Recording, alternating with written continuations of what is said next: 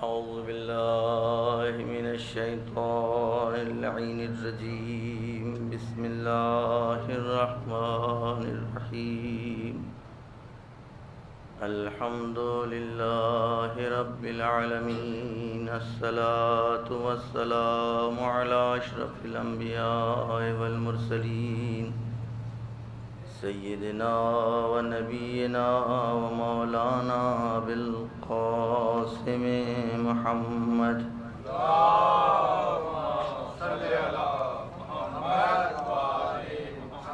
وآله الطيبين الطاهرين المعصومين المنتجبين المنتخبين المطهرين الذين أذهب الله عنهم الرجس وطهرهم تطهيرا.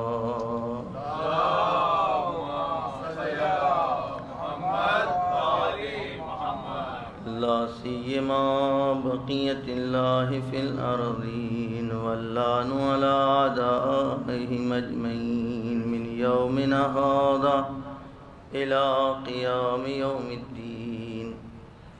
أما بعد فقد قال الله سبحانه تبارك وتعالى في محكم كتابه وقوله الحق. بسم الله الرحمن الرحيم. إن كنتم تحبون الله فاتبعوني يحببكم الله ويغفر لكم ذنوبكم والله غفور رحيم. صلوات محمد. اللهم صل على محمد وعلى محمد. جس عنوان پر گفتگو چل رہی ہے کوئی بہت سخت موضوع نہیں ہے، انسنا موضوع نہیں ہے. اتباع اور اطاعت. قرآن نے جا بجا اطاعت کا حکم دیا، اپنا بھی اپنے رسول کا بھی اور رسول کے ساتھ صاحبان امر کا بھی. جہاں جہاں اس نے اپنی اطاعت کا حکم دیا، اپنے ساتھ اس نے اپنے رسول کی اطاعت کا حکم ضرور دیا. اسی پہلے حکم میں کہ جو اللہ کی اطاعت کرنا چاہتا ہے اس کو اس کے رسول کی اطاعت بھی کرنا ہوگی، بلکہ اللہ کی اطاعت بغیر رسول کی اطاعت کے ہو ہی نہیں سکتی. یعنی آپ اس کو بانٹ نہیں سکتے کہ میں نے آدھی اطاعت کر لی ہے اور آدھی باقی ہے. غور کیجئے گا اس مسئلے پر. کہیں پر ممکن ہے بانٹا جا سکے کہ بھئی میں نے کچھ عمل کیا اور کچھ عمل نہیں کیا، لیکن اللہ کی اطاعت بغیر رسول کی اطاعت کے ممکن ہی نہیں ہے. یعنی اللہ کی اطاعت ہو ہی نہیں سکتی. اگر رسول کو چھوڑ کر کے کوئی چاہے کہ اللہ کی اطاعت کرنا تو بتوں کی تو اطاعت کر سکتا ہے، مجسموں کی تو اطاعت کر سکتا ہے، لیکن اللہ کی اطاعت نہیں ہوگی. بادشاہوں کی تو اطاعت کر سکتا ہے، حکام جور کی تو اطاعت کر سکتا ہے، لیکن اللہ کی اطاعت نہیں ہو سکتی جب تک اس کے رسول کی اطاعت نہ ہو جائے. بلکہ اطاعت خدا یعنی رسول کی اطاعت. اللہ کی الگ سے کوئی اطاعت ہے ہی نہیں. اللہ نے اپنی اطاعت کو محصور کر دیا ہے رسول کی اطاعت میں. رسول کی اگر کوئی اطاعت کر رہا ہے تو اللہ کی اطاعت کر رہا ہے. جب اطاعت کی منزل اور مرحلے پر آئے گا تو وہ بانٹ نہیں سکتا کہ اب تک ہم نے اللہ کی اطاعت کی، اب اس کے بعد رسول کی اطاعت ہے. نہیں، جو رسول کی اطاعت ہے وہی اللہ کی اطاعت ہے. یہی وجہ ہے کہ میں نے کل عرض کیا تھا کہ سورہ نساء کی 80 نمبر آیت میں بالکل کلیہ بیان کر دیا کہ جس نے رسول کی اطاعت کی فقط اطاع اللہ، بس اس نے اللہ کی اطاعت کر دی، وہ اللہ کا مطیع ہو گیا. میں نے عرض کیا تھا جو اطاعت رسول میں گامزن ہو وہ مطیع پروردگار بن گیا. ارادہ کر کے قدم آگے بڑھایا آپ نے کہ ہم اب اللہ گویا اس کے رسول کی اطاعت کریں گے. جیسے ہی آپ نے ارادہ کر کے قدم آگے بڑھایا، ابھی اطاعت کا عمل بصورت ظاہر سامنے نہیں آیا، لیکن آیت یہ کہہ رہی ہے تم نے ارادہ کیا میرے رسول کی اطاعت کا، تم میرے مطیع ہو گئے.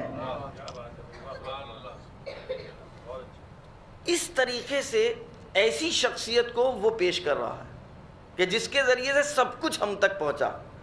میں نے کل عرض کیا تھا کہ اگر نہج البلاغہ کے اس خطبے کو آپ کے سامنے پیش کیا جائے تو پتہ لگے گا کہ ہم کہاں تھے اور کہاں ہیں، ہم کیا تھے اور کیا ہیں. ہم قابل خطاب نہیں تھے، ہم قابل گفتگو نہیں تھے، ہم کو قابل خطاب بنایا. بیس ابھی حکم رسالت نہیں، ابھی حکم خدا نہیں آیا ہے، لیکن رسول درمیان میں رہ کر ہم کو اس لائق بنا رہے ہیں تاکہ وہی سماج اور معاشرے میں اتر سکے. زمینیں کو ہموار کرنا، چشمہ جب گزرے تو زمین اس لائق ہو کہ بہتے ہوئے چشمے کو سکوڑ سکے، پانی کو روک سکے، پانی کو جذب کر سکے. بنجر زمینوں پر پانی رکتا نہیں ہے.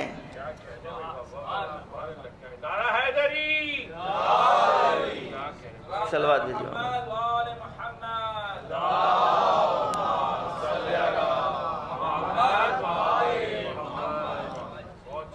لہذا رسول اکرم کو خداوند عالم کس طریقے سے پہچانوا رہا ہے اور کیا رول ہے رسول کا. سورہ نحل میں آیت نمبر 44، آیت نمبر 64 اور آیت نمبر 89، 80، 89۔ پہلی آیت میں اعلان ہو رہا ہے وَأَنزَلْنَا إِلَيْكَ الذِّكْرَ لِتُبَيِّنَ لِلنَّاسِ، ہم نے تم پر قرآن کو نازل کیا تاکہ تم لوگوں کو بتاؤ. یہ ہے اثباتی حکم، یعنی جیسے ہم نے تم سے بہت سے کام لیے ہیں یہ بھی ایک کام ہے کہ تم لوگوں کو بتاؤ. اور اب اس کے بعد والی آیت جو 64 نمبر کی آیت ہے وہ اثبات و نفی کے مجموعے سے ایک حکم صادر ہو رہا ہے. جب نفی و اثبات کے بعد کوئی حکم آئے تو محصور ہوتا ہے کچھ نہیں سوا اس کے. 64ویں آیت میں اعلان ہو رہا ہے وَمَا أَنزَلْنَا عَلَيْكَ الذِّكْرَ إِلَّا لِتُبَيِّنَ، ہم نے قرآن کو نازل نہیں کیا تم پر مگر صرف یہ کہ تم بتاؤ. پھر 89 نمبر میں اعلان ہو رہا ہے قرآن کے سلسلے میں کہ قرآن تبیان ہے لکل شے، قرآن ہر چیز کا بیان ہے. قرآن اپنے سلسلے میں کہہ رہا ہے کہ ہم میں ہر چیز کا بیان ہے. قرآن اپنے لیے کہہ رہا ہے کہ ہم میں شفا ہے. قرآن اپنے لیے کہہ رہا ہے کہ ہم میں رحمت ہے. قرآن اپنے لیے کہہ رہا ہے کہ ہم ہدایت کی کتاب ہیں. ساری آیتوں کے ذریعے سے قرآن ہدایت ہے، قرآن شفا ہے، قرآن رحمت ہے. لیکن یہ قرآن بے تنہائی نہ رحمت ہے، نہ شفا ہے، نہ ہدایت ہے جب تک کہ اس کو شامل نہ کر لیا جائے کہ جو یہ لے کر کے آیا ہے.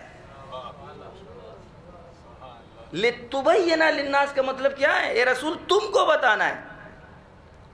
اور 64ویں آیت میں اعلان ہو رہا ہے کہ تاکہ ان میں جو اختلاف ہے جب تک تم نہیں بتاؤ گے وہ اختلاف دور نہیں ہوگا. اور اگر آج مسلمانوں میں اختلاف پایا جائے دینی اعتبار سے، اعتقادی اعتبار سے، مذہب کے اعتبار سے، تو اس کا نتیجہ کیا ہے؟ 2-2-4 کا نتیجہ ہے. اس کا مطلب قرآن کو اس سے نہیں لیا کہ جس سے حکم تھا کہ اس سے لو. اگر قرآن اس سے لے لیا ہوتا تو آج یہ اختلاف نہ ہوتا.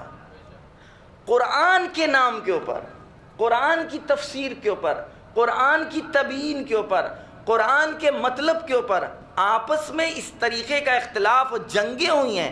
ایک دوسرے کو قتل کرنے کا حکم دیا گیا ہے کہ ان کا قتل واجب ہے.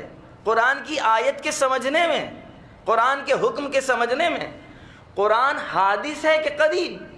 قرآن ہمیشہ سے ہے اور ہمیشہ رہے گا یعنی قرآن پہلے نہیں تھا اور بعد میں آیا، یہ ایک بحث ہے۔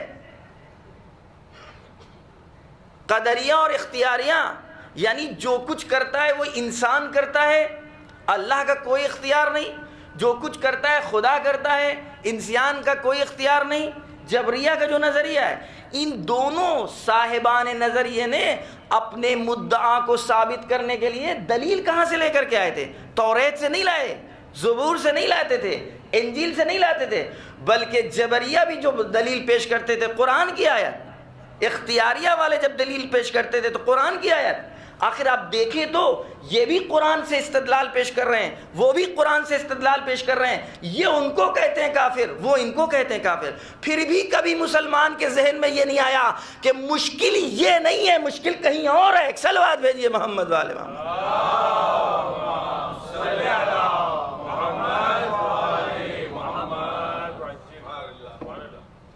لہذا جب تک قرآن اس سے نہیں لیں گے، بیان اس سے نہیں لیں گے، لیکن جو لے کر کے آیا اسی کو کنارے چھوڑنے کی پوری کوشش کی جا رہی ہے۔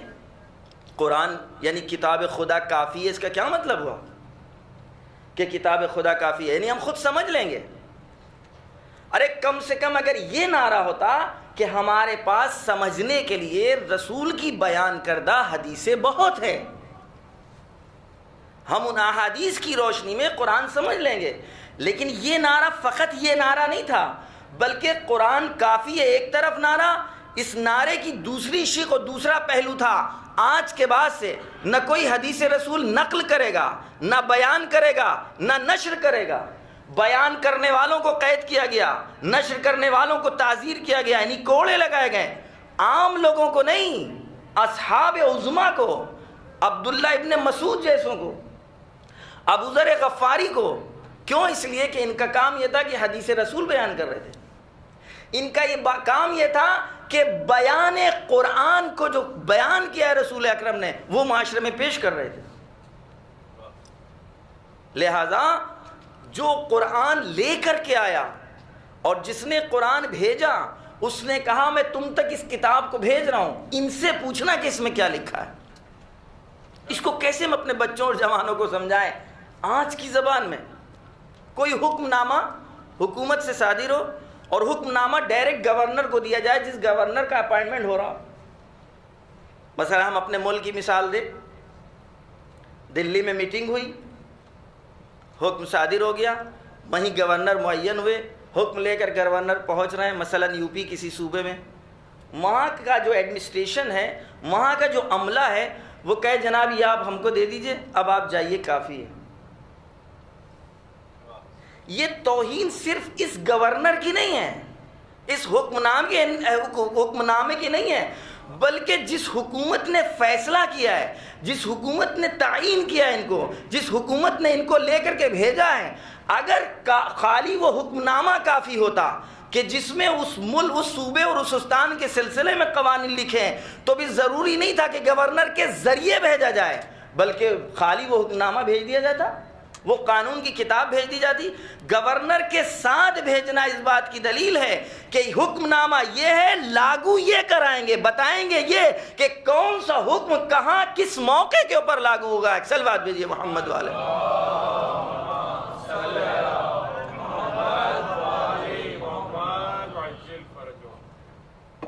اب دیکھیں کہ یہاں بات میں نے 2 دن آپ تک یہ بات کہی تھی کہ میں عرض کروں گا کہ یہ نعرہ کیوں تھا۔ البتہ یہ میرا ڈائریکٹ موضوع نہیں ہے، آگے مجھے بڑھنا ہے، لیکن کہ 2 دن سے یہ بات آ رہی کہ قرآن کافی ہے، قرآن کافی ہے، قرآن کافی ہے۔ جو لوگ کہہ رہے ہیں کہ قرآن کافی ہے، ان کا اپنا پلان تھا، قرآن کے بھیجنے والے کا اپنا پلان ہے، اس کا اپنا ارادہ ہے۔ اذا اراد اللہ شیئا ان یقول له کن فیکون، جب وہ کسی شے کا ارادہ کر لے تو وہ کام ہو جاتا ہے۔ اب جو اس ارادے کے ہونے میں رکاوٹیں ایجاد کرتے ہیں، صرف ان کی چہروں پر پڑی ہوئی نقابیں اترتی ہیں، وگرنہ ہوتا وہی ہے جو وہ چاہتا ہے، اور آج تک وہی ہوا جو وہ چاہ رہا ہے۔ البتہ سارا کام معجزے سے نہیں ہوتا، یہ یاد رکھیے گا، کیونکہ کوئی آدمی سوال کر سکتا ہے تو اس کا مطلب یہ سب کچھ ہوا، اتنے مسائل، مصیبتیں، مشاکل، تو کیا یہ خدا چاہتا تھا؟ نہیں، حالات جو بن رہے ان حالات میں یہ طے نہیں ہے کہ کوئی کام معجزے سے ہو، بلکہ نارملی وے میں جیسے حالات ہوں گے ان حالات کے تحت ہمیں اپنی منوانی ہے، اور ایسا ہی ہوا۔ آج دیکھ لیں کہ جو دنیا چاہ رہی تھی جو اس نے کیا اپنے اعتبار سے، لیکن آخر میں اس کائنات میں سکہ کس کا چل رہا ہے؟ وہ جو چاہ رہا ہے۔ لہذا جو ادھر کا پلان تھا قرآن کافی ہے، جس کو قرآن کو باقی رکھنا تھا اس کا اپنا پلان ہے، اس کا قرآن میں اعلان ہے، انا نحن نزلنا الذکر وانا لہ لحافظون۔ بہت تاکیدیں اس میں، عربی گرامر کے اعتبار سے اتنی تاکیدوں کے ساتھ یہ سینٹنس اور یہ اعلان ہے کہ ہم نے قرآن کو نازل کیا ہے اور قرآن کی حفاظت ہم کریں گے۔ اب آپ بتائیے، قرآن کی حفاظت کرنا اس کا کام ہے، یہاں کہہ رہے ہیں کہ قرآن کافی ہے۔ یہ قرآن کافی ہونے کا جو اعلان کیا جا رہا ہے، قرآن کو نہیں لینا تھا بلکہ قرآن میں رد و بدل کرنا تھی۔ کیوں؟ اس لیے کہ حدیث کا تو انکار کر چکے، یہ کہہ کر کے قرآن کافی ہے، ایک مرحلہ تو ختم ہو گیا، اب بچا ہے قرآن۔ اب قرآن اپنے اعتبار سے، قرآن کی تفصیل نہیں، قرآن کی ترتیب نہیں، قرآن کی تفسیر نہیں، بلکہ قرآن میں رد و بدل ہوگا۔ ہوا کیا؟ جو قرآن ناطق تھا، میں نے شاید گزشتہ 2 گفتگو میں کہا تھا کہ ان کا سکوت اور ان کا بولنا سب حکم خدا سے ہے۔ جب یہ خاموش رہیں تب بھی کوئی مصلحت ہے، جب یہ بولے تب بھی کوئی مصلحت ہے۔ لہذا 25 سالہ سکوت پر باقاعدہ گفتگو ہونا چاہیے۔ یعنی آپ اپنے جو مولوی صاحبان علماء آپ بلاتے ہیں یہاں پر، ان کو عنوان دے دیجئے کہ آپ اس سال مثلا 25 سالہ سکوت پر بولے۔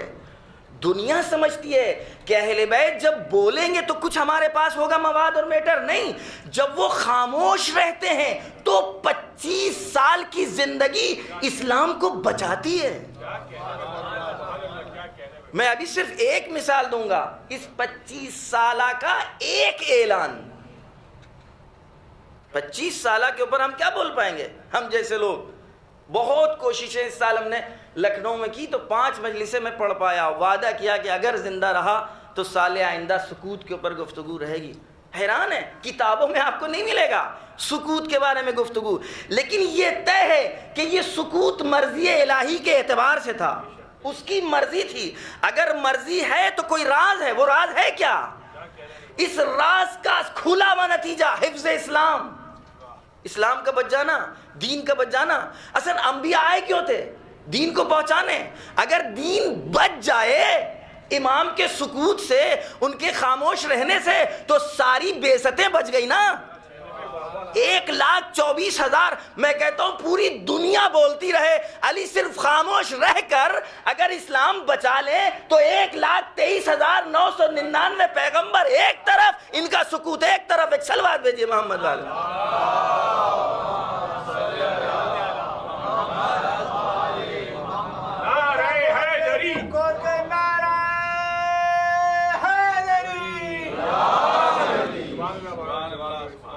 کیا مطلب ہوا؟ اسلام میں سب سے اہم چیز کیا ہے؟ اسلام کا دار و مدار کتاب خدا پر ہے، اللہ کے کلام پر ہے۔ اسلام قوانین کے مجموعے کا نام ہے، اسلام شکل و صورت کا نام نہیں، اسلام لباس کا نام نہیں، اسلام ٹوپی اور عمامے کا نام نہیں، اسلام قوانین اور آئین کے مجموعے کا نام ہے۔ آئین کا مجموعہ، قوانین کا مجموعہ قرآن میں۔ قرآن کی تبیین وہ کرے گا کہ جس کو اس نے مبین بنا کر کے بھیجا ہے۔ اگر قرآن ہی نہ رہے، جیسے ہی یہ اعلان ہوا کہ قرآن کافی ہے، گویا جس نے بھیجا تھا اس نے اپنی ذمہ داری سونپ دی کہ دیکھو یہاں کی پلاننگ کیا ہے۔ 1,24,000 کو ہم نے بھیجا اس لیے تھا تاکہ ہم اس انسانی معاشرے کو کمال کی منزلوں تک لے جائیں، اور یہاں یہ کہا جا رہا ہے کہ قرآن کافی ہے۔ اگر کافی ہوتا تو میں پیغمبروں کو بھیجتا، کیوں؟ خالی توریت لٹکا دیتا، انجیل اوپر سے گرا دیتا، زبور گرا دیتا۔ یہ اتنے دنوں سے پیغمبروں کے ساتھ کتابیں دیکھ رہے ہیں، پھر بھی یہ کتاب لے رہے ہیں اور انکار کر رہے ہیں اس کا کہ جس کے ساتھ کتاب آئی۔ اس کا مطلب نہ انہیں کتاب چاہیے نہ وہ چاہیے کہ جس کے ساتھ کتاب آئی ہے. ایک صلوات بھیجیے محمد والے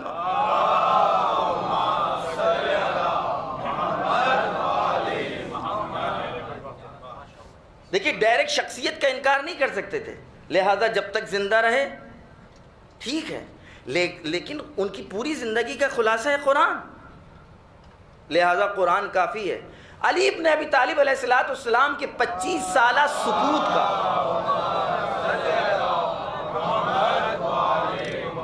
ایک اعلان, وہ اعلان کیا ہے؟ میں نے وہاں اس سوال کی صورت میں اس چیز کو پیش کیا تھا, اور اس کے بدلے میں کہا تھا جو جواب دے گا اس کو کربلا کی زیارت انشاءاللہ کرائی جائے گی. بہرحال یہاں وہ والا اعلان نہیں ہے. ایک اور صلوات بھیجیے محمد والے محمد.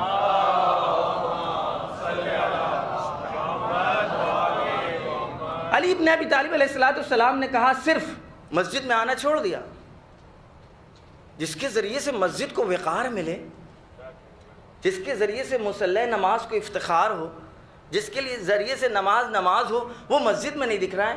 سوال آخر وہ کیوں نہیں؟ جواب علی کیوں نہیں آ رہے ہیں؟ کہا قرآن جمع کر رہے ہیں. میں آپ سے پوچھنا چاہتا ہوں, یہ علی جو اعلان کر رہے ہیں کہ میں قرآن جمع کر رہا ہوں, کیا قرآن جمع نہیں تھا؟ اگر قرآن جمع نہیں تھا تو رسول کہہ کیوں رہے تھے انی تارکن فیکم الثقلین کتاب اللہ و اطرتی اہل بیتی ما ان تمسکتم بہما لن تضلوا بعدی ابدا. میں تمہارے درمیان دو چیزیں چھوڑے جا رہا ہوں, قرآن اور اہل بیت. قرآن تھا نا, تو پھر علی جمع کس چیز کو کر رہے ہیں؟ پھر اتنی روایتیں حدیث رسول اکرم سے, جس نے قرآن کو حفظ کیا اس کا اتنا ثواب, جو قرآن کی تلاوت کرے وہ اس کا اتنا ثواب. تو بھی علی ابن ابی طالب نے علیہ السلام نے اعلان کیوں کیا کہ ہم قرآن کو جمع کر رہے ہیں؟ اصل یہ اعلان کیوں تھا, یہ ایک سوال تھا. چاہیے تو میں کل اس کے اوپر گفتگو کروں تاکہ آپ لوگ بھی سوچ لیں, تاکہ یہ متکلم وحدہ کی صورت میں گفتگو نہ رہے. ہم سب لوگ مل کر کے اہل بیت کی زندگی کے ایک ایک مرحلے کے اوپر سوچ کر کے آگے بڑھیں کہ علی ابن ابی طالب علیہ السلام کا ایک اعلان ہے کہ ہم قرآن جمع کر رہے ہیں. یہ قرآن کے جمع کرنے کا اعلان دستگاہ خلافت کی ساری بنی ہوئی پلاننگوں کو مٹیا میٹ کر رہا ہے. ارادہ کیا تھا؟ ارادہ یہ تھا کہ حدیث کا تو انکار کر چکے, اس صورت میں کیا تھا؟ کتنا خوبصورت طریقے سے اعلان تھا. کہا نہیں, کوئی حدیث رسول کو نقل نہیں کرے گا. یہ نہیں کہا کہ ہمیں حدیث رسول نہیں چاہیے, کیونکہ احادیث کے ساتھ ساتھ آیات قرآنی مل جائیں گی, پتہ نہیں لگ پائے گا کہ اس میں قرآن کی آیت کون سی ہے اور رسول کا کلام کون سا ہے. لہٰذا ہمیں قرآن کی حفاظت میں ہمیں حدیث رسول کا انکار کرنا ہوگا, تاکہ حدیث رسول سامنے نہ آئے, تاکہ آیات قرآنی بچ جائیں. آپ دیکھ رہے ہیں کون سا طریقہ ہے قرآن کو بچانے کا؟ مبین قرآن کے انکار کے ذریعے سے. اب اگر یہ جان لے سمجھ گئے ہوتے کہ قرآن وہی بچا سکتا ہے کہ جس کے سینے پر اترا, جس سے سناوایا گیا, اگر وہ موجود رہے تو کہیں پر بھی ہو, حدیث تو دور ہو, کہیں پر بھی ہو, آیت وہ نہیں بلکہ 1400 سال کے بعد ایک عالم دین اگر قرآنی آیتوں کو 1000 عربی کی عبارتوں میں اس کے سامنے رکھ دیا جائے, لیکن نور محبت اہل بیت اس کے دل میں ہے, تو آیات قرآنی کو الگ کر دے گا, عربی کلام کو الگ کر دے گا. ایک صلوات بھیجیے محمد والے محمد.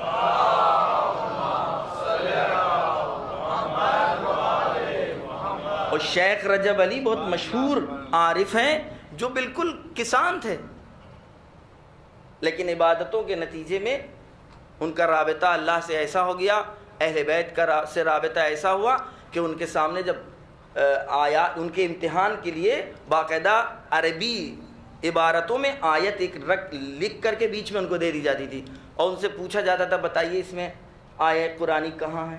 تو جو آیت ہوتی تھی اس پر ہاتھ رکھتے تھے. تو لوگوں نے ان سے پوچھا کہ آپ تو اتنا پڑھے لکھے بھی نہیں ہیں, وجہ کیا ہے؟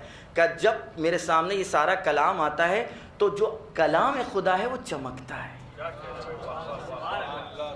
اب دیکھیے ظاہری اعتبار سے ہم سمجھ رہے ہیں یہ بہت عرفانی بات ہے. بھئی اندھیروں میں اگر کوئی روشنی ہو تو روشنی الگ دکھے گی.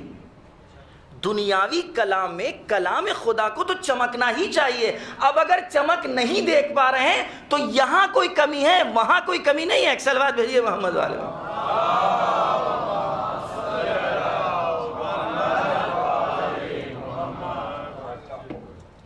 لہذا کہا کہ کیونکہ احادیث رسول قرآنی آیات میں مل جائیں گی، لہذا احادیث کو نہ نقل کرے نہ کوئی بیان کرے، قرآن کافی ہے۔ علی بن ابی طالب علیہ السلام کا اعلان کہ ہم قرآن جمع کر رہے ہیں، اب خوف طاری ہو گیا، ناطق قرآن، قرآن ناطق، اگر کل 2 سال 10 سال 50 سال بعد اس کا قرآن سامنے آ گیا تو کوئی اس کے قرآن کے مقابل میں ہمارے جمع کردہ قرآن کو نہیں مانے گا، کیوں یہ آغوش رسالت میں سب سے پہلے قرآن اس نے پڑھا، اس نے اعلان کیا کہ ہم سے پوچھو کہ سفر کی آیتیں کون سی ہیں، حضر کی آیتیں کون سی ہیں، نماز کی آیتیں کون سی ہیں۔ ارے جب ضرورت پڑی ہم اس کے در پر گئے ہیں معلوم کرنے کہ بتاؤ اس میں حکم خدا کیا ہے، اس میں حکم قرآن کیا ہے۔ لہذا اعلان علی ابن ابی طالب نے جو قرآن میں تحریف کرنے کا ارادہ رکھتے تھے ان کے ارادوں کو پائمال کر دیا، لیکن جب وہ قرآن جمع ہو گیا پھر لیا کیوں نہیں؟ دوسرا سوال، بھئی جب یہ مان گئے کہ اب ہمیں قرآن جمع کرنا، ہم جمع نہیں کر سکتے، ہم قرآن میں رد و بدل کریں گے، تو جب علی کا قرآن سامنے آئے گا تو پھر کوئی ہمارے قرآن کو نہیں قبول کرے گا، بلکہ ہمارے چہرے سامنے آ جائیں گے، تو علی کا قرآن لیا کیوں نہیں؟ بس میرے عزیز دوستوں، علی نے جس قرآن کو جمع کیا تھا وہ وہی قرآن تھا جو آج میرے سامنے ہے، یہ بات یاد رہے، کوئی نیا قرآن نہیں تھا کہ جو ہمارے اوپر تہمتیں لگائی جاتی ہیں کہ یہ لوگ کہتے ہیں کہ وہ 40 پاروں کا قرآن تھا، نہیں، یہی قرآن جو آج ہمارے گھروں پر، آپ کے گھروں پر، مسجدوں میں، امام باڑوں میں، یہی قرآن ہے، لیکن یہ قرآن تبیین کے ساتھ تھا، تفسیر کے ساتھ تھا، آیات کے بارے میں کون سی آیت کہاں کس کے لیے نازل ہوئی، یعنی جس چیز کو روکنے کی کوشش کی جا رہی تھی ان تمام چیزوں کو مکمل کر دیا گیا۔ لہذا علی ابن ابی طالب جب اس قرآن کو لے کر کے آئے تو کہا اب تمہارے اس قرآن کی ضرورت نہیں ہے۔ آپ نے دیکھا کہ ان کو قرآن کی ضرورت نہیں، یہ وہ جو چاہ رہے تھے کہ اگر اس قرآن کو لے لیتے ہیں تو اس قرآن میں وہ تفسیر ہے جو رسول بیان کر کے گئے ہیں۔ صلوات بھیجیے محمد والے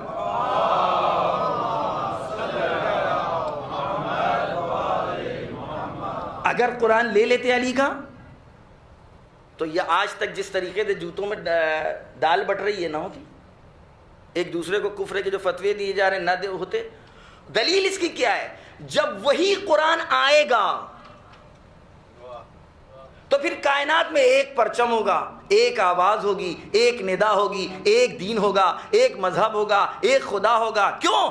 اس لیے کہ وہ قرآن اگر 1400 سال پہلے لے لیا ہوتا تو بھی وہی نتیجہ ہوتا جو آنے والا جب لے کر کے آئے گا، جو نتیجہ سامنے آئے گا۔ ایک صلوات بھیجیے محمد والے۔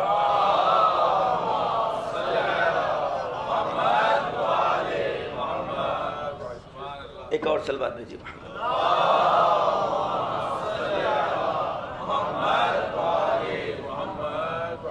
لہذا قرآن کافی ہونے کا نعرہ قرآن کی محبت میں نہیں تھا، بلکہ احادیث رسول کا ایک اعتبار سے انکار، پھر قرآن کا، لیکن اس کا ارادہ اذا اراد اللہ شیئا، قرآن کو ہم نے نازل کیا، قرآن کی حفاظت ہم کریں گے۔ دادا کے اعلان نے قرآن کی حفاظت کری، قرآن بچا لیا، اب حدیث رسول کو کون بچائے گا؟ حدیث رسول تو کوئی بیان نہیں کر سکتا، کوئی نقل نہیں کر سکتا، کوئی نشر نہیں کر سکتا، بیان نہیں کر سکتا۔ 100 سال تک انتظار کیا گیا۔ یہ 100 سال کے بعد اگر حدیث رسول کی ضرورت نہیں تو 100 سال کے بعد اجازت کیوں دی گئی؟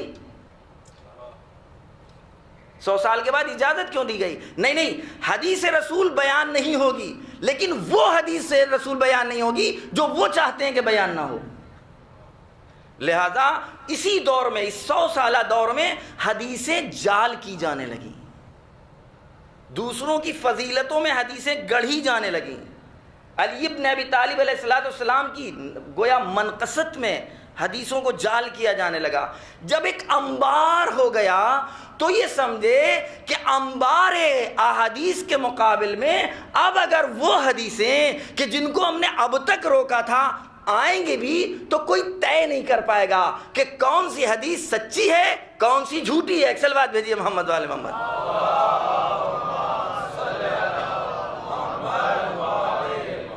لیکن اذا اراد اللہ شیئا یقول له کن فیکون، دادا کے ذریعے قرآن بچا، پوتے کے ذریعے حدیث رسول بچے گی۔ یہ دور وہ دور ہے جب 5ویں محمد کا دور ہے۔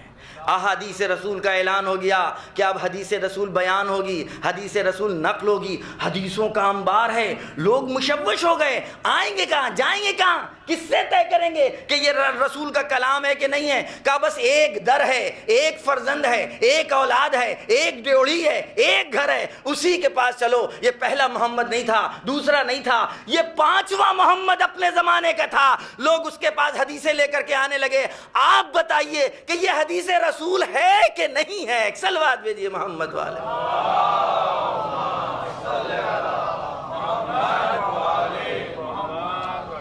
یاد رکھیے، تجربے، جس مسئلے کو تجربہ کر چکا ہوتا ہے انسان دوبارہ نہیں تجربہ کرتا ہے۔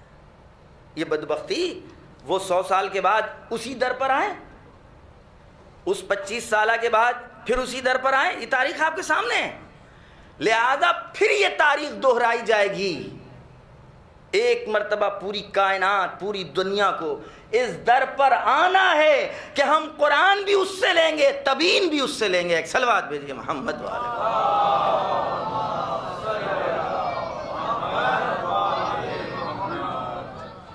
لہذا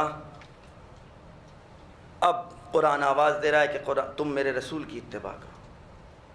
اتباع بھی بلا شرط، اطاعت بھی بلا شرط۔ بلا شرط کا نتیجہ تھا یہ کہ ہر فعل کی اور ہر قول کی ضمانت لے لی، کیونکہ حکم دینے والا خدا ہے۔ خدا کسی خطا کے ارتکاب کا حکم نہیں دے سکتا، نہیں کہہ سکتا کہ تم یہ باوجود اس کے کہ پتہ ہو کہ یہ خطا کر سکتے ہیں اور پھر بھی حکم دے رہا تمہیں ان کی اطاعت کرنا ہے آنکھ بند کر کے۔ مطلق حکم کا مطلب ہی ہے کہ ان کا ہر فعل ہماری مرضی کے مطابق ہے، ان کا ہر قول ہماری مرضی کے مطابق ہے۔ لہذا آنکھ بند کر کے ہمیں رسول کے اقوال کو سننا ہوگا، رسول کی زندگی پر نگاہ ڈالنا ہوگی۔ میں نے عرض کیا، بار بار اس کو پھر تکرار کر رہے ہیں کہ ہم زندگی کو رسول کی بانٹ نہیں سکتے، کیونکہ ہم اور آپ اپنی زندگی کو نہیں بانٹ سکتے۔ ہم سے کوئی یہ نہیں کہہ سکتا، ہم اپنی زندگی میں نہیں کہہ سکتے کہ ہماری زندگی گھر اور باہر کی الگ الگ ہوگی، بلکہ اسلام کے اعتبار سے ہوگی۔ ہمیں خود رسول سے پوچھنا ہوگا، کیوں؟ اس لیے کہ رسول ایک انسان کو کمال تک پہنچانے کے لیے آیا ہے۔ قرآن انسان کو کمال تک پہنچانے کے لیے آیا ہے۔ اللہ کا دین ہمیں اور آپ کو کمال تک پہنچانے آیا ہے۔ ہم کیا ہیں؟ ہم میرا بدن ہے خالی، ہم میرا نفس ہے خالی، ہم میری روح ہے خالی؟ انسان مجموعہ ہے بدن اور روح کا، جسم اور روح کے مجموعے کا نام ہے انسان۔ دین کمال تک پہنچانے کے لیے آیا انسان کو، لہذا بدن کے کمال کا بھی اس کے پاس کوئی فارمولہ ہوگا، روح کے کمال کا بھی دین اسلام کے پاس کوئی فارمولہ ہے۔ ہو نہیں سکتا کہ روح کے کمال کے لیے تو محمد سے پوچھیں، بدن کے کمال کے لیے کسی اور سے پوچھیں، کیسے ممکن ہے؟ پروڈکٹ ہم اس کے ہیں۔ ہماری مشینری میں بھی اگر کوئی خرابی آئے گی تو وہ ہمیں طبیب بھیجے گا، ہماری باڈی میں بھی اگر کوئی کمی ہے تو اس سے پوچھنا ہوگا کہ اس کمی کو کیسے دور کیا جا سکتا ہے۔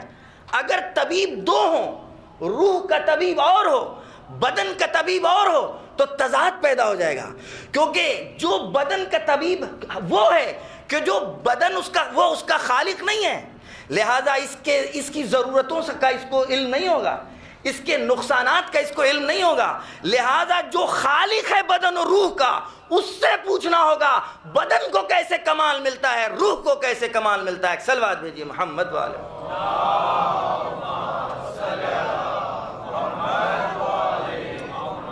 موضوع سے بات ہٹی نہیں ہے لیکن بہت ضروری ہے ہمارے بچوں اور جوانوں کے لیے۔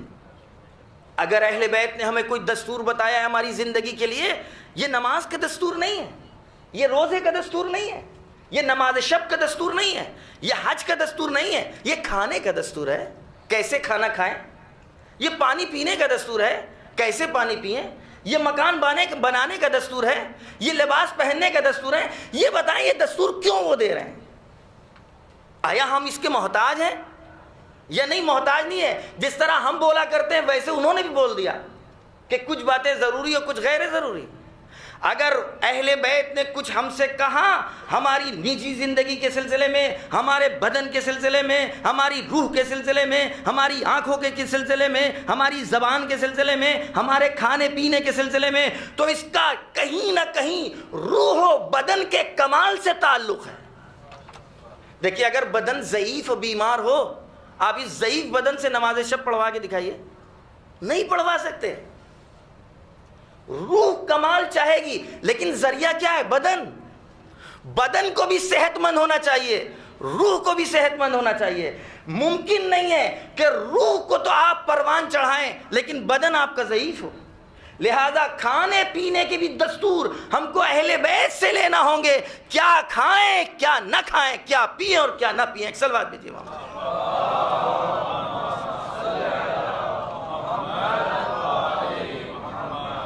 دیکھیے ایک کلی بات ہم نے آپ تک پہنچائی ہے، یہ انشاءاللہ جو عالم دین آپ کے درمیان میں ہیں، مولانا طباطبائی صاحب، آپ ان سے کہیے گا اور انشاءاللہ وہ یقیناً اس موضوع پر گفتگو کریں گے۔ طب اہل بیت،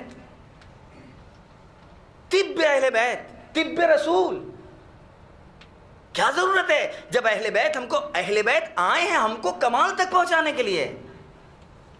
ممکن نہیں ہے کہ صرف روحانی تو نسخے ان کے پاس ہوں لیکن بدن کے نسخے ہونا ممکن نہیں ہے، خدا کی قسم۔ وہ امام ہیں، وقت کے امام ہیں، صرف روح کے امام بن کر کے نہیں آئے، بدن کے امام بن کر کے آئے۔ بدن کمتر ہے، روح افضل ہے۔ بدن کو روح کے حوالے کیا ہے، روح کو بدن کے حوالے نہیں کیا ہے۔ اگر کسی کا اختیار روح انسانی پر ہے تو بدن پر 100% ہے۔ دیکھیے اگر آپ کے پاس 100 روپے ہیں تو 90 روپے بھی تب ہیں، اگر آپ 1000 کے مالک ہیں تو بہرحال 200 کے مالک ہیں۔ اگر کسی کا اختیار روح انسانی پر ہے تو بدن انسانی پر بھی ہے۔ تو روح کے اگر نسخے وہ بتا رہے ہیں تو بدن کے بھی نسخے ان کے پاس ہیں، ہمیں لینا ہوں گے اور دنیا تک پہنچانا ہوگا۔ ایک صلوات بھیجیے محمد والے۔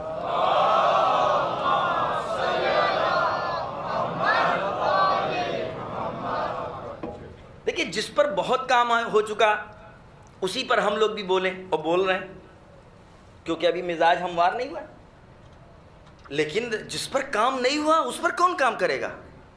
دشمن اہل بیت تو آگے کرے گا نہیں، یا اس سے توقع ہے آپ کو؟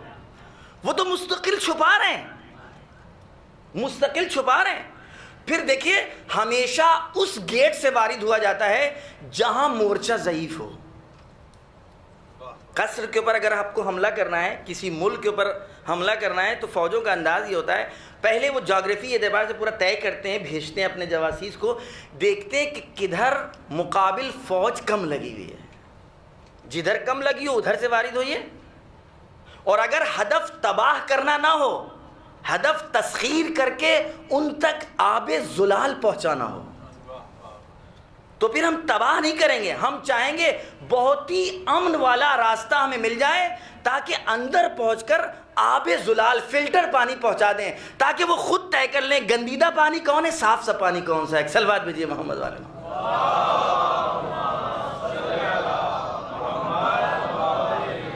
آج تک جو ہمارے اور آپ کے ذہنوں میں فتحیں مشہور ہیں، اسلامی فتحیں، وہ ابدان کی فتح تھی، وہ جغرافی فتح تھی، وہ زمینوں کے اوپر فتح تھی، لیکن اہل بیت نے جو طریقہ بتایا ہے وہ دلوں کی فتح بتائی ہے۔ دلوں کے اوپر اگر فتح ہو جائے گی، دل ہے راجا، دل ہے بادشاہ، دل ہے حاکم، اگر آپ نے بادشاہ کو اپنا بنا لیا تو رعایا تو خود بخود آپ کی ہے، اس کا گھر پھر آپ کا ہے، اس کی زمین آپ کی ہے۔ اور پھر اہل بیت کا تو انداز یہ رہا، اپنا بنا کر صرف اس کا ہی نہیں، اپنے پاس جو تھا وہ بھی دے دیتے تھے۔ ایک صلوات بھیجیے محمد والے۔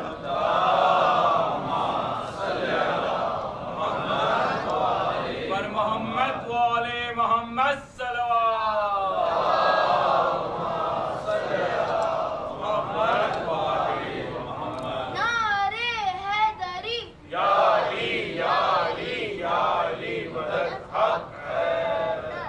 دو چار بچے آ جائیں تو مولویوں کی تھوڑی مدد ہو جائے گی۔ صلوات بھیجیے محمد والے۔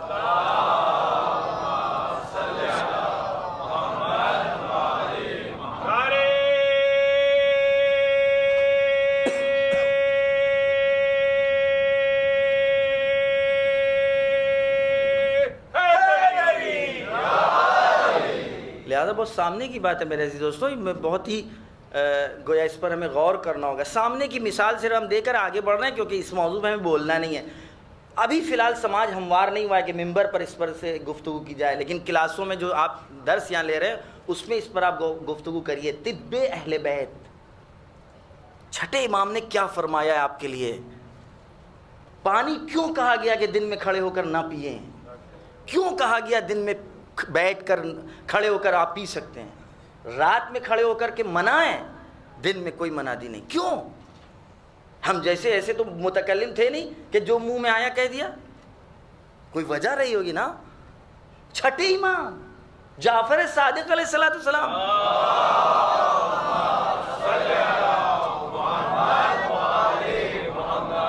کیوں پانی کی 3 قسمیں امام نے کی؟ ایک گرم پانی، ایک ٹھنڈا پانی، ایک ملائم گرم گنگنا جسے پانی. ہر ان 3 پانوں کی کیوں صفات بیان کر رہے ہیں؟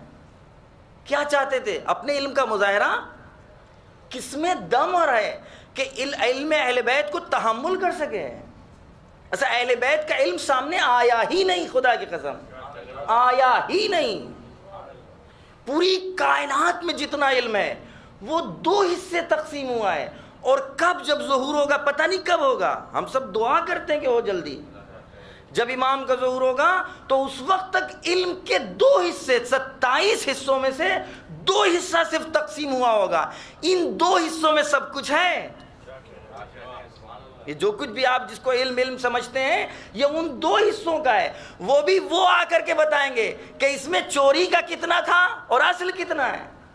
کیونکہ جب ہمیں اپنے سرمایے کا علم ہی نہیں، ہم اپنے گھر کی لکھی ہوئی کتابیں نخاس چوراہے سے لے کر کے آتے ہیں، آج بڑی اچھی کتاب ملی. بعد میں جب کوئی آدمی آ گیا چچا وچا پرانا، کہہ رہے جناب یہ آپ کے دادا کی لکھی ہوئی ہے. اجا یہی ہمارے اور آپ کے ساتھ ہوا اور ہو رہا ہے.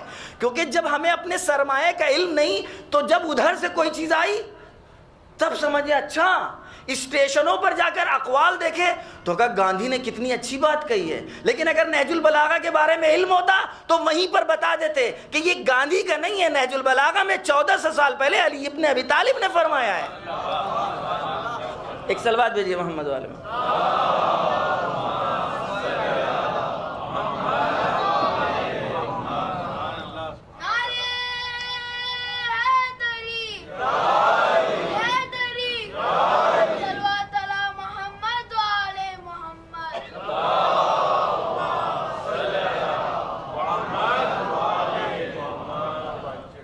ایران میں اس ٹائم ایک آیت اللہ تبریزی، صرف یہ واقعہ بہت 2 منٹ کا آپ تک پہنچا رہے ہیں تاکہ جو ہم بات پہنچانا چاہ رہے ہیں اس سلسلے میں اس میں آپ پوری طرح جدی رہیں. ان کی وائف کینسر میں مبتلا ہو گئیں. سب نے جواب دے دیا. معمولاً آپ جانتے ہیں ادھر کینسر میں مبتلا ہوا آدمی سمجھ گیا کہ لا علاج ہے. ٹھیک ہے، اب ظاہر ہے اس پہ بولنا ہم کیا بولیں، لیکن تھوڑا سا بھی اگر ہم سب شعور رکھتے ہوں، کوئی بھی بیماری وجود میں آ ہی نہیں سکتی جب تک کہ اس کا علاج نہ ہو. یہ قانون کائنات ہے، یہ اللہ کا بنایا ہوا قانون ہے. کوئی بھی بیماری بعد میں وجود میں آئے گی، پہلے علاج اللہ نے خلق کیا ہے. لیکن آج سسٹم آف صحت منفعت طلبی پر ہے. وہ پہلے بیماری کو پھیلاتے ہیں پھر دوا بنا کر پیش کرتے ہیں، کیونکہ ہدف ان کا دوسرا ہے. اہل بیت کو اگر ہم نے طبیب بنا کر کے دنیا کے سامنے معرفی کی ہوتی تو ان کا انداز ہی دوسرا ہے. وہ آئے ہیں کچھ دینے کے لیے، وگرنہ وہاں جانے کے بعد کوئی مائی کا لال لوٹ نہیں سکتا تھا. وہاں جانے کے بعد یہاں اترنا بلکہ وہاں والوں کو یہاں اتروانا یہ صرف اس گھرانے کی ہی دین ہے. بس آپ سمجھ لیے. محمد و آل محمد صلوات.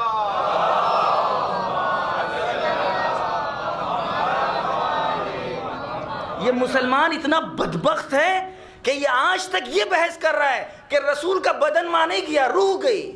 یہ بدبختی ہے ایک مسلمان کی کہ وہ وہاں جا کر اس سب چیزوں کو چھوڑ کر یہاں اتر آئے تمہارے لیے، تاکہ تم کو وہاں پہنچائیں کہ جہاں کہ تم ہو. یہ اسی پر بحث کر رہا ہے. جا نہیں سکتے یہ کیسے چلے جائیں گے؟ روح چلی گئی ہوگی. خواب میں گئے ہوں گے, نیند میں چلے گئے ہوں گے. اما تمہارے جیسے تھوڑی نہ ہے, فلسفہ وہیں سے یہ ہم جیسے, کیونکہ خود کہیں پہنچے نہیں تو ان کو گھسیٹ لیں. ایک صلوات بھیجیے محمد والے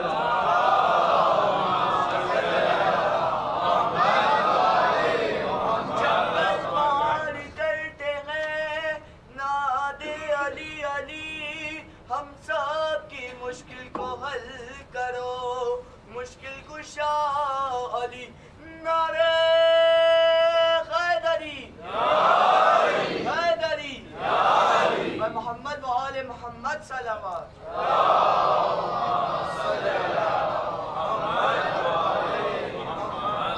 بات رہ گئی میرے عزیز دوستوں, وقت کتنی تیزی سے گزر گیا.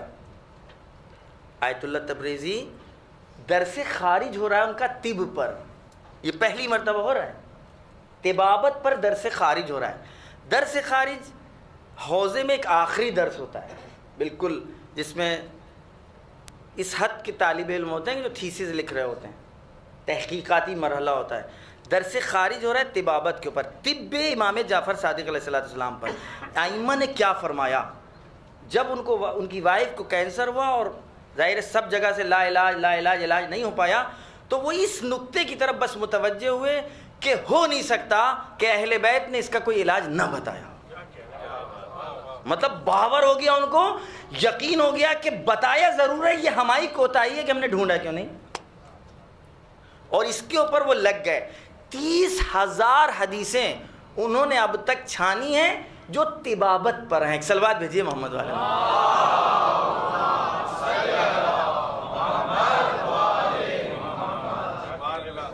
طب کے اوپر. اور اس کے بعد تحقیق کرنے کے بعد وہ اس منزل تک پہنچے کہ انہوں نے اپنی وائف کے کینسر کو باقاعدہ دور کیا, صحت یاب. جرمن سے 10 لوگ نابینا, مادر زاد نابینا آئے, جن میں سے 6 لوگوں کو یا 8 لوگوں کو باقاعدہ بصارت دے کر واپس کیا ہے. کیوں؟ اس لیے کہ اس نقطے پر پہنچ چکے تھے کہ امام صرف ہم کو نماز روزہ سکھانے کے لیے آیا ہے اور بدن کسی اور کے حوالے کر کے جائے گا. ایکسن اور میکسن اور جانسن بتائیں گے تمہارے بدن کو کیا ضرورت ہے. اس کا مطلب بدن کے بارے میں مطلب ان کے پاس کوئی نسخہ نہیں تھا. ان کے نسخے اور ان کے روح کے نسخے ٹکرا جائیں گے. لہذا بس اس نقطے پر پہنچنے کے بعد تحقیق میں لگ گئے. اب صرف وہ نہیں ہے, ایک پوری فوج لگی ہوئی ہے صرف اس کے اوپر. جس کو دیکھو آج کل وہاں جوان لڑکوں طلبا کو کیا کر رہے ہیں, کہا طب کے درس میں جا رہے ہیں. کیا کر رہے ہیں, طب کے درس میں جا رہے ہیں. کیوں؟ میں نے وہ والی جو مثال آپ کے سامنے عرض کی تھی کہ دشمن نے جہاں مورچہ کمزور رکھا ہوا ہے وہاں سے وارد ہوئی ہے. آپ کا ہدف تباہ کرنا نہیں ہے, آپ کا ہدف آباد کرنا ہے. لہذا طبابت کی طرف وہ متوجہ نہیں ہوئے ہیں. لہذا انہوں نے ہر اعتبار سے اپنے آپ کو آمادہ کر لیا, بڑی بڑی فورسیں لگائی ہوئی ہیں. اما طب اہل بیت کے نام سے وارد ہوئی ہے. اہل بیت کو پہچانوانا ہے آج کے دور میں, تو ایک راستہ آسان سا یہ بھی ہے. ایک صلوات بھیجیے محمد والا.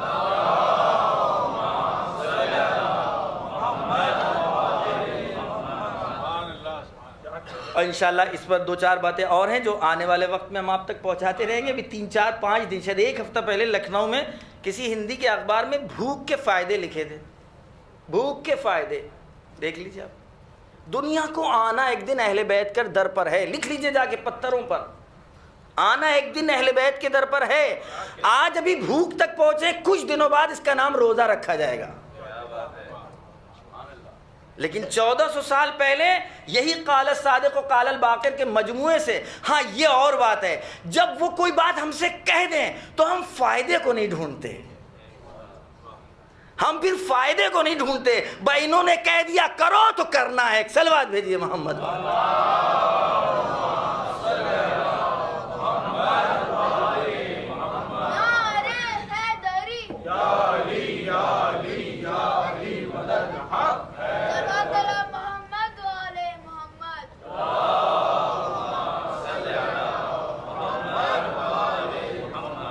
لیکن افسوس اسی بات کا ہے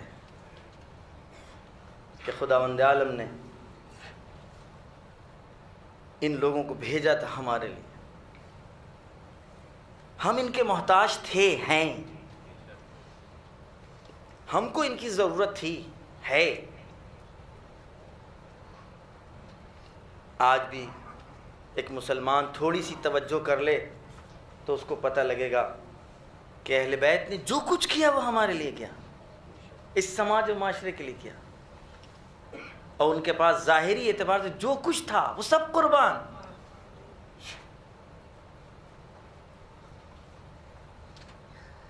بہت اچھی زندگی گزار سکتے تھے،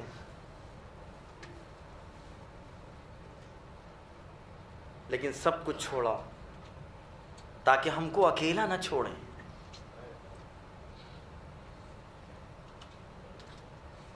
چلے مدینے سے تو ایسوں کو لے کر کے چلے، پتہ نہیں کس کی ضرورت پڑ جائے۔ خطرات کے راستے میں کون اپنے ساتھ اپنے بچوں کو کرتا ہے؟ انسان جب کسی خطر کے راستے پہ جاتا ہے، کوئی ویسا سفر ہوتا ہے، تو اپنے گھر والوں کو کسی امن کی جگہ پہنچا دیتا ہے۔ لیکن میرے آقا نے، امام نے، لوگوں نے مشورے بھی دیے، امام نے ساتھ بلایا ہے، اے زینب تم آؤ، پتہ نہیں اسلام کو تمہاری چادر کی ضرورت پڑ گئی، اے رباب اپنے بچوں کو ساتھ لے کر کے آؤ، اس لیے کہ اگر اسلام کو ضرورت پڑ گئی ششمہ علی اصغر کی،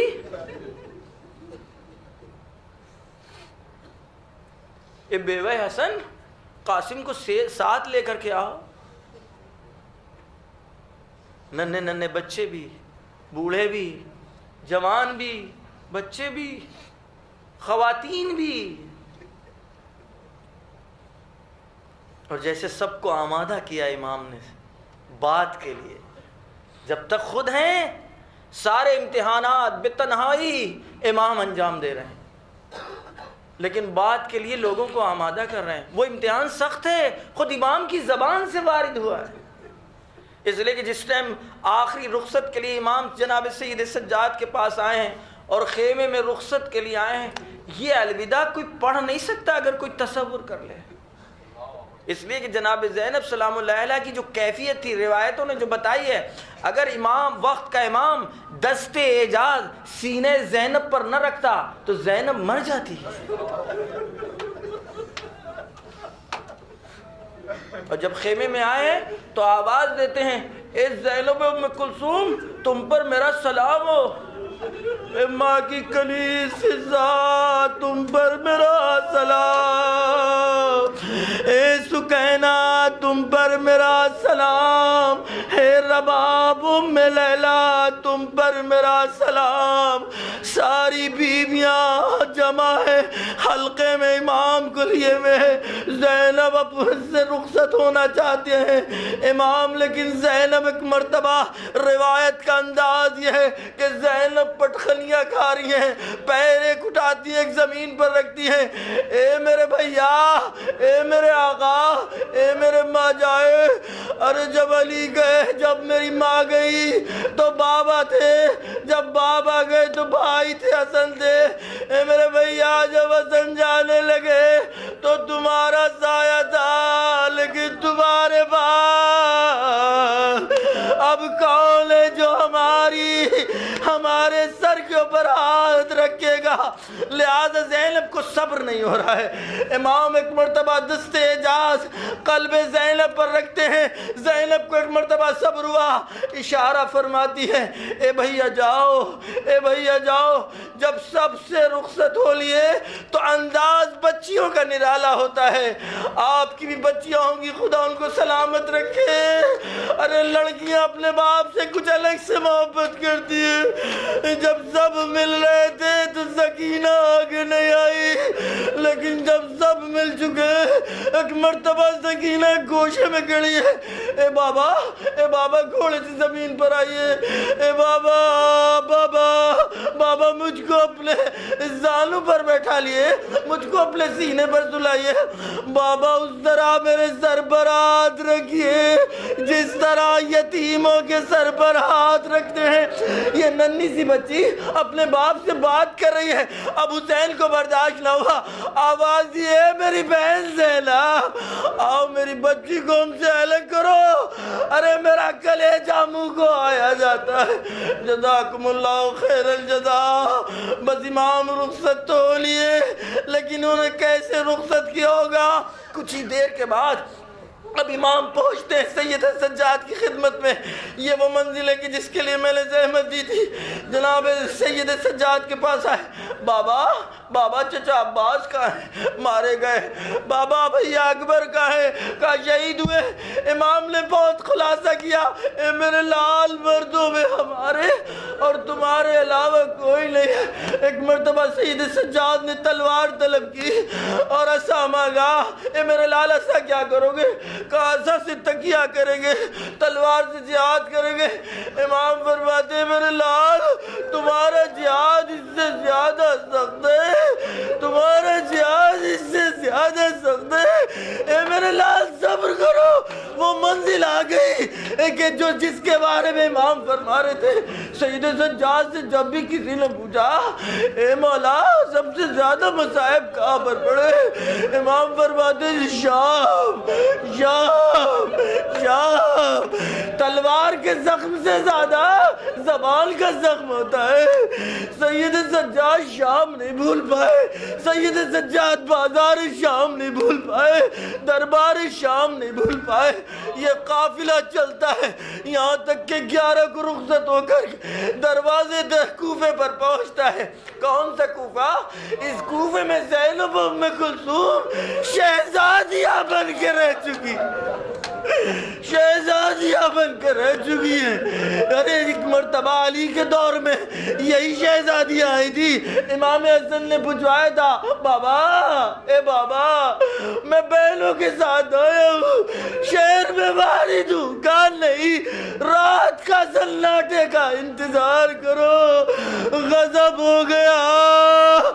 اب جب 61 ہجری میں یہی شہزادیاں شہر کوفہ کے دروازے پر ہیں, لیکن اس ظالم لشکر نے, ان فوجیوں نے چند خیمے لگائے.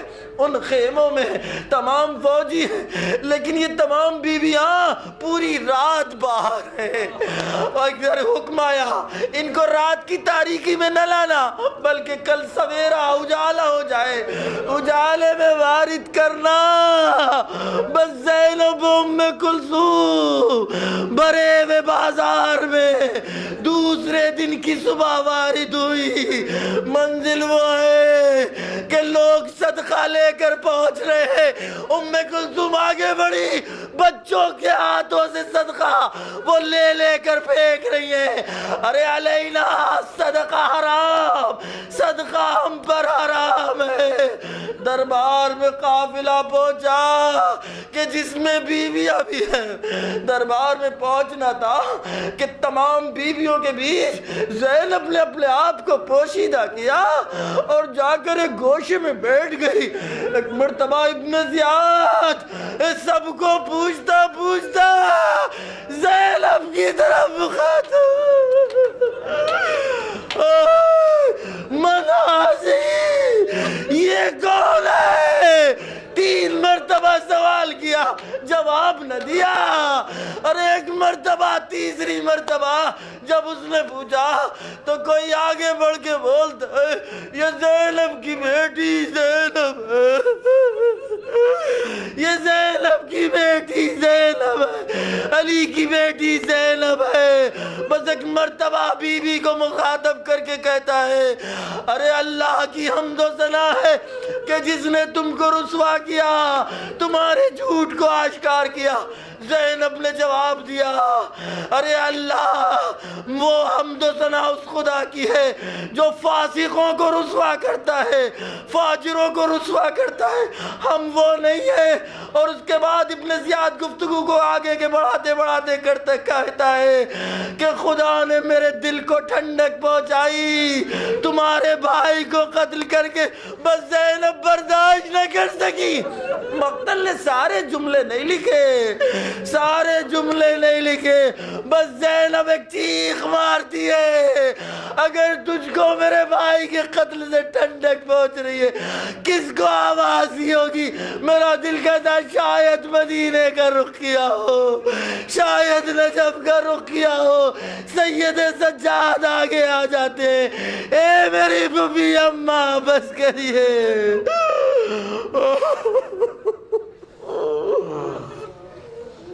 الا لعنت اللہ علی قوم الظالمین وسیعلم الذین ظلموا ای منقلب ینقلبون۔ بار الہ ہماری اس مختصر سی عبادت کو قبول فرما۔ پروردگار تجھ کو واسطہ محمد اور آل محمد کا، جہاں جہاں محبان اہل بیت ان کی جان و مال و عزت و آبرو کی حفاظت فرما، میرے امام کے ظہور میں تعجیل فرما، ہم سب کو ان کے آوان و انصار میں شمار فرما۔ اللہم تقبل منا انک انت السمیع العلیم۔ اللہم صلی علی محمد وآل محمد۔ اللہم کن لولیک الحجۃ ابن الحسن صلواتک علیہ وعلی آبائہ فی هذه الساعة وفی کل الساعة ولیا وحافظا وقائدا وناصرا ودلیلا وعینا حتی تسکنہ ارضک طوعا وتمتعہ فیہا طویلا۔ اللہم صلی علی محمد وآل محمد۔ ایک مرتبہ سورہ حمد اور 3 مرتبہ سورہ توحید کی تلاوت فرما کر تمام وہ مرحومین جن کے نام اس میں مومنین و مومنات کی ارواح کو ہدیہ فرمائے مولانا سید ہاشم رضا جعفری صاحب، جملہ مومنین و مومنات، ان سب کے لیے آپ سورہ فاتحہ ہدیہ فرمائیں۔